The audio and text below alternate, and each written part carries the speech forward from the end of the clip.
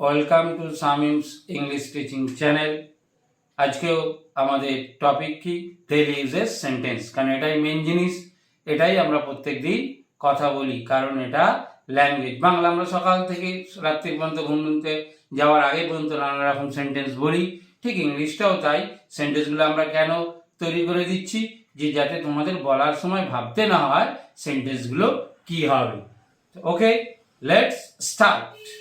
আজকে আমাদের লেসন 29 আমরা কিন্তু 10টা 15টা করে করে অনেক সেন্টেন্স জেনে গেলাম। আজকেও কিছু ইজি সেন্টেন্স জানবো এবং তার সাথে টেন্স, এবং ভিডিও শেষে আবার শুধুমাত্র বোর্ডের পিকচারটা দেওয়া থাকবে, সেখান থেকে তোমরা পজ করে খাতায় লিখে নেবে। ওকে, নাম্বার 1, তুমি কি করছো। আমি যদি বলি, বলো তো এটা কোন টেন্স? তুমি কি করছো, প্রেজেন্ট কন্টিনিউয়াস টেন্স। কোন টেন্স? Present continuous tense. তুমি কি করছো। What are you doing, what are you doing, তুমি কি করছো। নাম্বার 2 আনসার দিচ্ছি, আমি টিভি দেখছি। সেই একই, এটা হচ্ছে আগেরটা ইন্টারোগেটিভ ছিল, এটা হচ্ছে অ্যাসার্টিভ। আমি টিভি দেখছি, আই অ্যাম ওয়াচিং টিভি।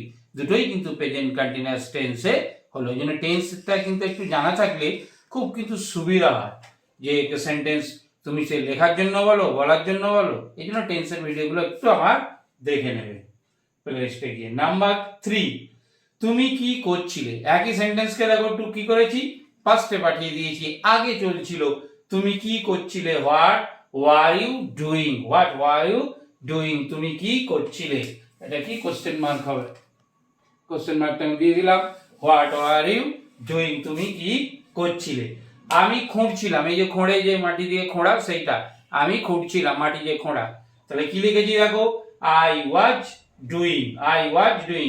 ওখানে হচ্ছে কি ওয়ার ছিল, কারণ ইউ এর সাথে ওয়ার বসে, আই এর সাথে পাস্টে ওয়াজ বসে, পাস্ট কন্টিনিউয়াস টেন্স, তাই আই ওয়াজ ডিগিং। এবার যেটা খুঁড়ছিলাম, যদি আমি যেটা দিতে চাই সেটা সেইটা বসাবো। আর যদি না আমি মাঠ খুঁড়ছিলাম, তাহলে I was digging a field, একটা মাঠ খুঁড়ছিলাম। যে যা বলছে, অবজেক্ট এখানে নেই বলে দেওয়া হয়নি। নাম্বার 5, সদা সত্যি কথা বলবে, সদা সত্যি কথা বলবে। Always speak the truth. এই সেন্টেন্সটা দেখো আমরা সবাই জানি, কিন্তু তুমি দেখো বলো না বলে ফট করে বলতে পারবে না। মুখে সবসময় জিভের কাছে বারবার বলছি, বেশি করে per day 30 minutes English listening করো এবং স্পিকিং করো। ভুল ভাল যা পারো বলতে থাকো, বলতে বলতে এবার সেন্টেন্সগুলো যে তুমি জেনে যাচ্ছ, প্র্যাকটিস হয়ে যাবে। না বললে কিন্তু হবে না, তুমি যতই ইংলিশ লিখতে পারো বলতে পারবে না কখনোই। নাম্বার 6, আমাকে মানতেই হবে, আমাকে মানতেই হবে। তে হবে ফর্মুলা এর আগের ভিডিওতে আমি দিয়েছিলাম, subject have to has to plus V1 verb 1। তাহলে আই এর সাথে হ্যাভ বসে, I have to admit, I have to admit. আমাকে মানতেই হবে, আই হ্যাভ টু অ্যাডমিট। আমাকে খেতেই হবে, আই হ্যাভ টু ইট। তাকে যেতেই হবে, হি হ্যাজ টু গো। এরকম ভাবে আমরা সেন্টেন্সগুলো হচ্ছে ইউজ করব, বলবো। বারবার বলছি আমরা কিন্তু বলবো, না হলে কিন্তু হবে না, তুমি যতই লিখতে পারো। তুমি খুব চালাক, you are very clever, you are very clever. Number 8, আমি এখানে এসেছিলাম বন্ধুদের সঙ্গে দেখা করতে। একটু লং হলো সেন্টেন্সটা। আমি এখানে এসেছিলাম, তাহলে আমি এসেছিলাম, সাবজেক্টের পরে সেকেন্ড ভার্ব দিতে হয়, I came here, I came here.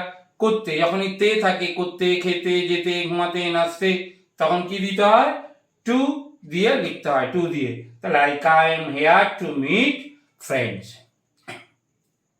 I came here to meet friends. তাহলে আমি এখানে এসেছিলাম বন্ধুদের সঙ্গে দেখা করতে।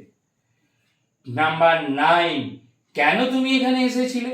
কোশ্চেন করেছে, কেন তুমি এখানে এসেছিলে। যেই পাঁচটা কোশ্চেন হবে ম্যাক্সিমাম তোমরা কি দিয়ে ভাববে, ডিড দিয়ে ভাববে। পিছনের কোশ্চেন হলে কি ভাববে, ডিড দিয়ে ম্যাক্সিমামটাই ভাবে, যেহেতু কাজ করা অ্যাকশন ভাগ রয়েছে। Why did you come here, এই যে কাম হচ্ছে একটা কাজ করাটাকে অ্যাকশন ভার্ব বলা হয়। এরকম পাঁচটা কোশ্চেন হলেই ডিড মাথায় নিয়ে আসবে। Why did you come here, তুমি কেন তুমি এখানে এসেছিলে। মনে করো আমি বললাম আমি এখানে খেলতে এসেছিলাম, তাহলে I came here to play. ওই একটু আগে বললাম তে থাকলে, I came here to play.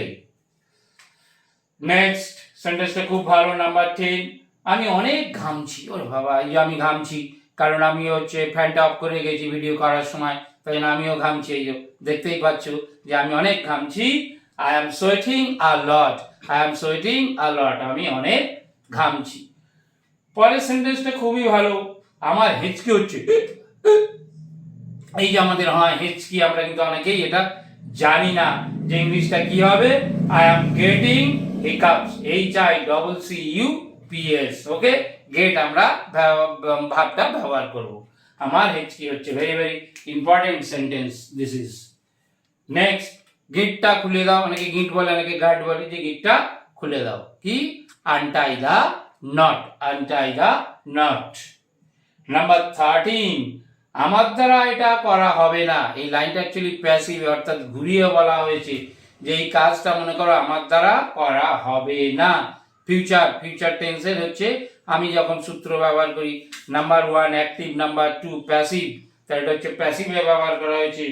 It will not be done by me, প্যাসিভে সবসময় V3 ইউজ করা হয়, একটা বাই ইউজ করা হয়, তাহলে ইট, কারণ অবজেক্টটা আগে থাকে। It will not be done by me, যে কাজ করে প্যাসিভে সে লাস্টে থাকে, কাজটা আমার দ্বারা হচ্ছে তাই আমার দ্বারা। ভয়েস চেঞ্জের ভিডিও কিন্তু আমি ইতিমধ্যে করেছি, একটাই ছেড়েছি ভয়েস চেঞ্জের ভিডিও। যারা ভয়েস ক্লাসের স্টুডেন্ট আছো, ভয়েস চেঞ্জ শিখতে চাও, তারা আমার ভয়েস চেঞ্জের ভিডিওটা দেখা শুরু করো। মাত্র 2টো নিয়ম দিয়েছি আমি, পার্ট 1, 2 করে ভয়েস চেঞ্জটা পুরো দিয়ে দেবো। পুরো গ্রামারেরও হচ্ছে আমি ডেইলি ইংলিশ, স্পোকেন ইংলিশের সাথে সাথে পুরো হচ্ছে স্কুলের যে গ্রামার সেটাও কিন্তু পুরো শেখাতে থাকবো। নাম্বার 14, পেন্সিলটা কাটো। মারা প্রায় বা টিচাররা প্রায় বলে পেন্সিলটা কাটো, তাহলে কি হবে? শার্পেন দা পেন্সিল, শার্পেন দা পেন্সিল। নাম্বার 15, এটা হতে পারে, আমরা অনেক সময় বলি এটা হতে পারে, তখন কি বলবো? সম্ভাবনার্থে ইট কুড বি, এটা হতে পারে। এই কুড কিন্তু পাস্ট হিসেবে ব্যবহার হচ্ছে না, এখানে কি সম্ভাবনার্থে ব্যবহার করছে, এটা হতে পারে, it could be. Number 16, very very important, সে খাট থেকে পড়ে যেতে পারত, মানে এটা হতে পারত কিন্তু হয়নি। আমরা যখন এরকম বলি না, সে পড়ে যেতে পারত, সে খেতে পারত কিন্তু খায়নি, তাহলে এরকম পারত হলে আমরা কিভাবে লিখবো? সাবজেক্ট লিখবো, প্রথমে সাবজেক্ট প্লাস তারপরে কি করব? কুড হ্যাভ দিয়ে থার্ড ভার্ব দিতে হবে, এবার যা আছে তাই। তাহলে subject, could have, third verb. মনে করো সে খাট থেকে পড়ে যেতে পারত, হি কুড হ্যাভ ফলেন, এবার হচ্ছে ফ্রম দা বেড। সে খেতে পারত, হি কুড হ্যাভ ইটেন, সে খেতে পারত। আমি যেতে পারতাম, তাহলে কি হবে? আই কুড হ্যাভ গান। তাহলে যেটা হতে পারতো কিন্তু হয়নি, তখন আমরা কুড হ্যাভ দিয়ে লিখবো এবং তারপরে থার্ড ভার্ব। ওকে, ভিডিওটা যদি ভালো লাগে তাহলে বন্ধুদের মধ্যে শেয়ার করে দাও যাতে সবাই শিখতে পারে। Thank you for watching this video.